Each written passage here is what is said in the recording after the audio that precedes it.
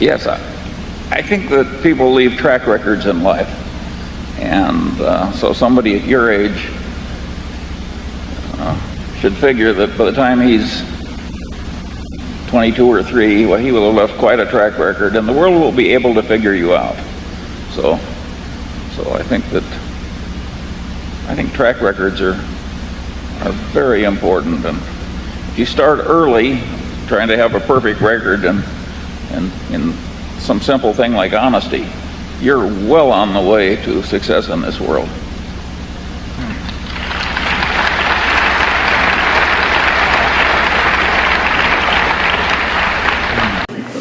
Warren and I are a little older than some people, and damn near everybody.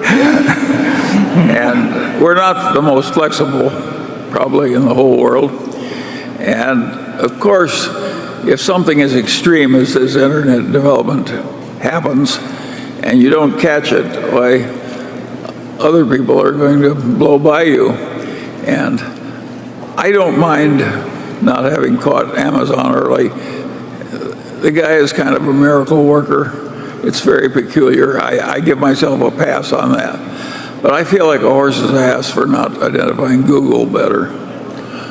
I think Warren feels the same way. Yeah. Well, yeah, I think it's pretty simple. You've got integrity, intelligence and experience, and dedication. And that's what human enterprises need to run well. And we've been very lucky in getting this marvelous group of associates to work with all these years. It would be hard to do better, I think, than we've done in that respect. Look around this place. I mean, and particularly you young people, look around this place. Look at how much gratification can come into these lives, which have been mostly spent in deferring gratification. It's a very funny group of people, you shareholders. If you could own one business in the world, what would it be, Charlie?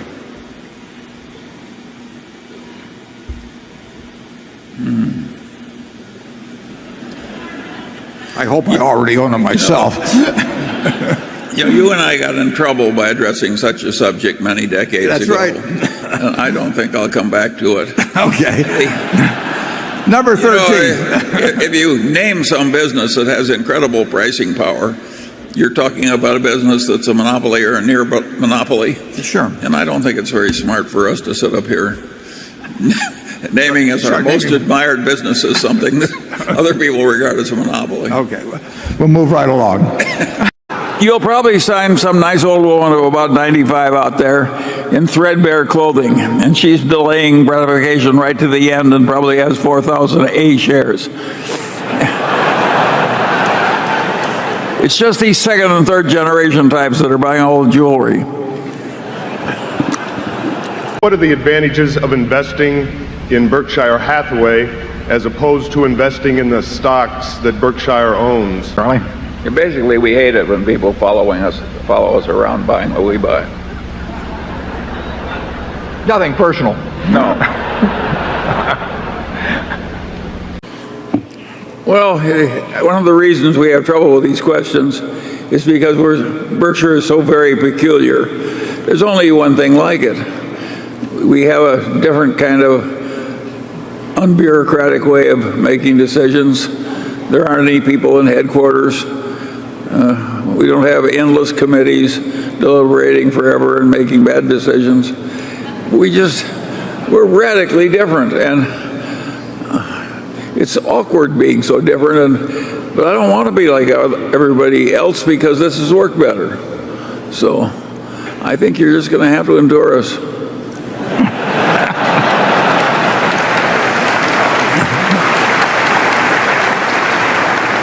Let me tell you a story that I tell young lawyers who frequently come to me and saying, how can I quit practicing law and become a billionaire instead? And so I say, well, it reminds me of a story they told about Mozart. A young man came to him and he said, I want to compose symphonies and I want to talk to you about that.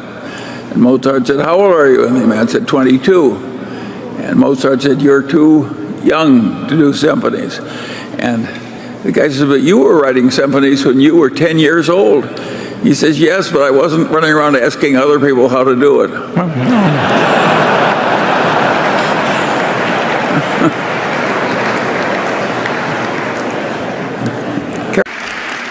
In some sense, the reality of our situation is almost amusingly depressing. Stocks are up because the return from loaning your money out at interest in a safe way is so lousy. And of course, one answer is that can't last, in which case stocks won't be as pronounced a value, relatively speaking.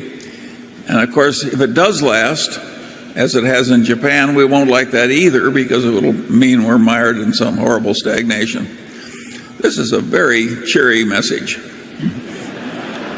Additional suggestions for reading in the fields of investing and management, other than the standards of Graham and Fisher and so forth? I have recently read a new book twice, which I very seldom do, and that book is Guns, Germs, and Steel by Jared Diamond.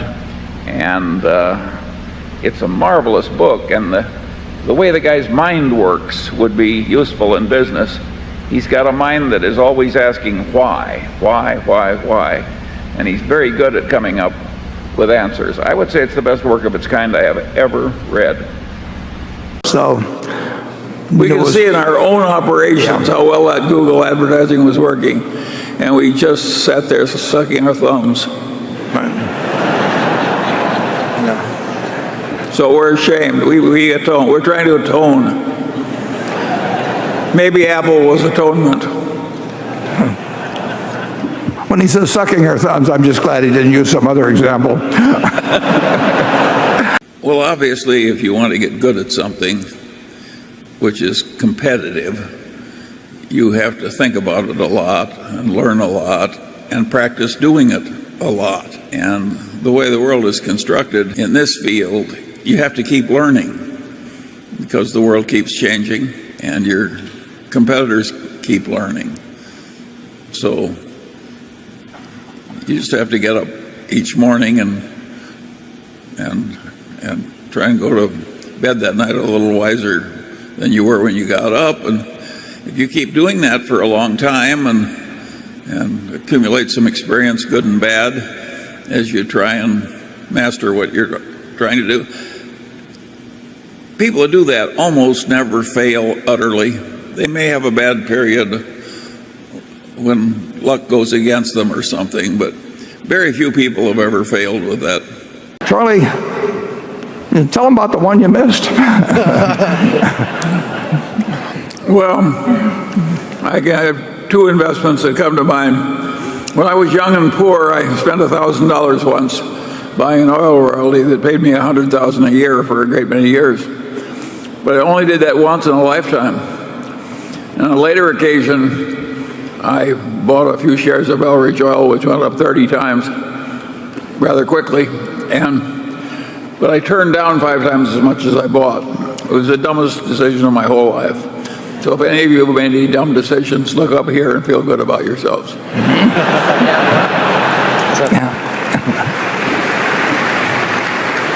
We have no cure for the corporate income tax, and it is a big disadvantage for the indirect owner of securities.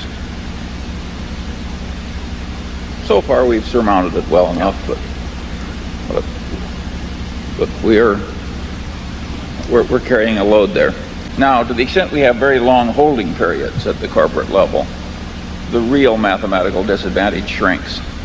What are your recommendations of Berkshire Hathaway if Charlie Munger were in charge? Well, in due course, this corporation will have a change in management. I'm afraid we have no way of fixing that. But we do not, apart from making sure we've got good options and having some system in place, we are not obsessing about a future management yet. No, well, the director Warren plans to live almost indefinitely. Absolutely. I I did find it amusing. One of these extreme efficient market theorists explained Warren for many, many years as an anomaly of luck. And he got to 6 sigmas, 6 standard deviations of luck. And then people started laughing at him because six sigmas of luck is a lot. So he changed his theory. Now Warren has 6 or 7 sigmas of skill. So you see, I'd rather have the 6 sigmas of luck, actually. the one thing he couldn't bear to leave was his 6 sigmas. Take the rulers of the businesses when I was a little boy. An awful lot of those businesses in Omaha, a lot of those businesses went broke. A lot of them sold out at modest prices under distress. And some of the people who rose, like Kiewit from small beginnings, nobody thought of as the great glories of that early time. And I think that's kind of the way life is. It's hard to get anywhere near the top, and it's hard to hold any position once you've attained it. And but I think you could predict that Kiewit was likely to win. They cared more about doing it right. They cared more about avoiding trouble. They put more discipline on themselves. The way that is taught in most business schools now I find incoherent. And so I'm the one that asks that question and gets the incoherent answers. I don't have a good answer to a question I consider kind of a stupid question. What is the cost of capital at Berkshire Hathaway when we keep drowning in this torrent of cash which we have to reinvest? Charlie, did you take any business courses in school? None. I took accounting. And when did you start valuing businesses, and how'd you go about it? When I was a little boy. I can remember I would come down to the Omaha Club, and there was an old gentleman who hit the Omaha Club about 10:30 every morning. He obviously did almost no work and yet was quite prosperous. He became your ideal, huh? Yeah, so, well, but he made me very curious as a little boy. I said to my father, how in the hell does he do that? And he said, Charlie, he's in a business where he enjoys practically no competition. He gathers up and renders dead horses. Well, that was an example of avoiding competition by one stratagem. And if you keep asking questions like that of reality, starting at a young age, you gradually learn.